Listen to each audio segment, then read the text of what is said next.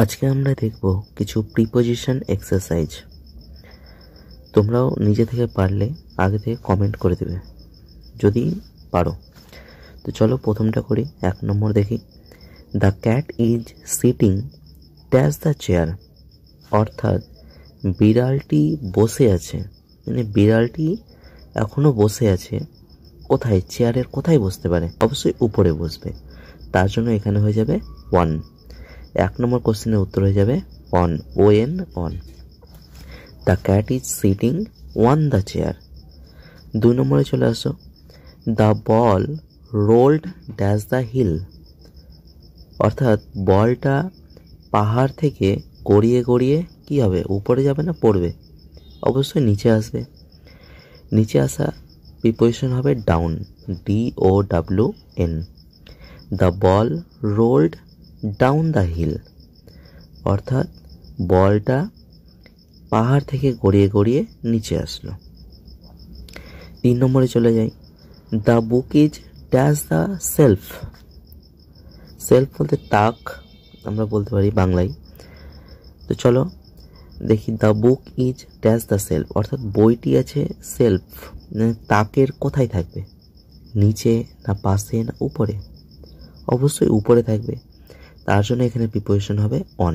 The book is on the self.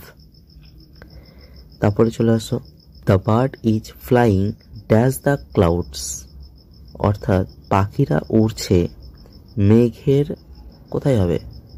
অবশ্যই এখানে উপরে বোঝাচ্ছে, এখানে উপর ইংলিশ হয়ে যাবে অ্যাবাভ, অর্থাৎ পাখিরা মেঘের উপর দিয়ে উড়ে যাচ্ছে।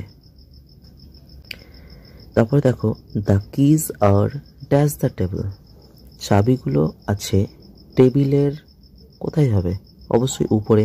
যে উপরে থাকবে এবং লেগে থাকা বোঝালে ওয়ান হবে, অর্থাৎ চাবিগুলো রয়েছে টেবিলের উপরে। তারপর 6 নম্বর প্রশ্নতে চলে আসো, the school is dash the end of the street, নির্দিষ্ট করে বলে দেওয়া হয়েছে, তার জন্য এখানে হবে অ্যাট।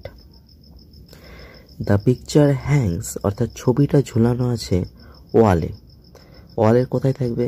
উপরে, তার জন্য এখানে হবে one. The picture hangs on the wall.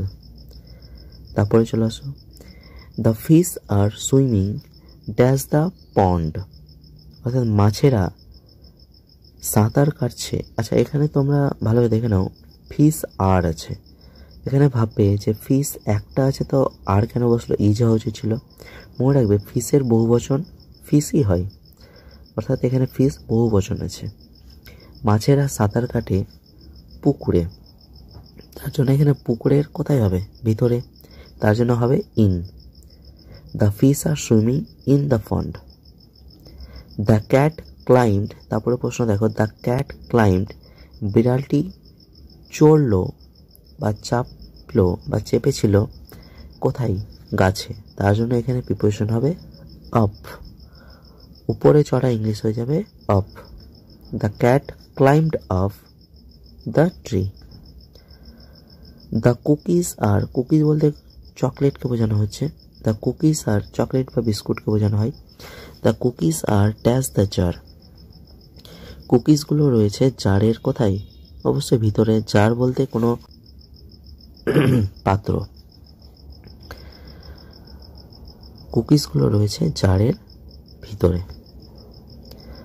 The dog is running dash the park, কুকুরটি দৌড়াচ্ছে পার্কে, তাহলে এখানে কি হবে? In the park. কুকুরটি পার্কে, পার্ক বলতে উদ্যান বা বাংলায় আমরা পার্কও বলতে পারি, কুকুরটি পার্কে দৌড়াচ্ছে।